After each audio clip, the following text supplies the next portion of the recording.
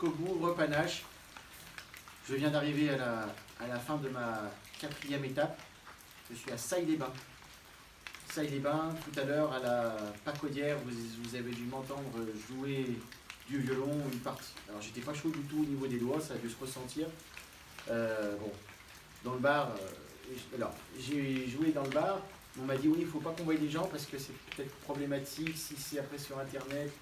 J'ai dit ok, il n'y a pas de problème, est-ce que vous pouvez m'écouter? Ils ont été très très sympathiques. Donc voilà, un grand merci aux gens du bar qui m'ont permis de jouer. Donc voilà, là je suis donc devant l'église romane.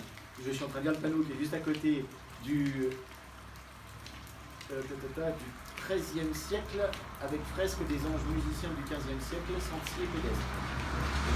Peu importe. L'église romane est fermée.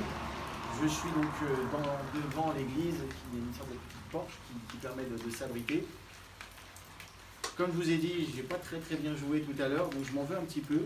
Et je voudrais bien écouter me rattraper en vous faisant une petite tirade. Une tirade c'est la tirade du coq. La tirade des coqs, Chanteclair, qui est une œuvre de Rostand, Edmond Rostand, qui a écrit également Cyrano de Bergerac. Et dans cette œuvre, il y a donc dans le Chanteclair, pour vous résumer un petit peu l'histoire, c'est un coq qui pense que quand il chante, il fait lever le soleil. Et là, il se retrouve devant toute une cour de coqs tout à fait différents. Et il y a une tirade qui est somptueuse que le professeur de théâtre Michel Lorayer m'avait demandé d'apprendre parce que j'avais des gros problèmes de prononciation. Ceux qui me connaissent le savent, j'en ai toujours d'ailleurs. Et donc ça faisait comme ça fait comme ça. Et je dis que n'est-ce pas soleil, le seul devoir d'un coq est d'être un cri vermeil. Et lorsqu'on ne l'est pas, cela n'est pas la peine d'être buboniforme ou rivolutipène. On disparaît bientôt sans avoir rien été que la variété des variétés. Oui, coqs affectant des formes incongrues. Coquemars, cauchemars, coqs et coqs-cigrus coiffés de cocotiers super coquencieux. La fureur, comme un pan, me fait parler, messieurs, jalitaire. Oui, coquard, cocardé de coquille, cocardeau, coquebin, coquelet, cocodrie, au lieu d'être coquet de vos cocoricots, vous rêviez d'être coq de drôle de coco. Oh, oui, mode.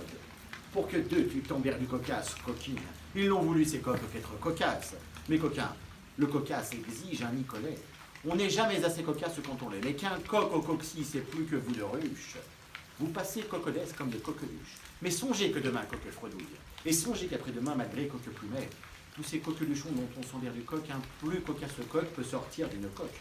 Puisque le cocassier, pour varier ses stocks, peut plus cocassément cocufier des coqs. Et vous ne serez plus, vieux cocâtre qu'on casse, que des coqs rococo pour ce coq plus cocasse. Cocorico. Bon, bah écoutez, c'est chose faite. J'ai fait ma dédicace à Rostand, à Chanteclair et à Michel Lorayer, si vous avez regardé cette vidéo. Gérard Depardieu, c'est Mathieu, j'arrive. Allez, on va finir cette belle étape en musique.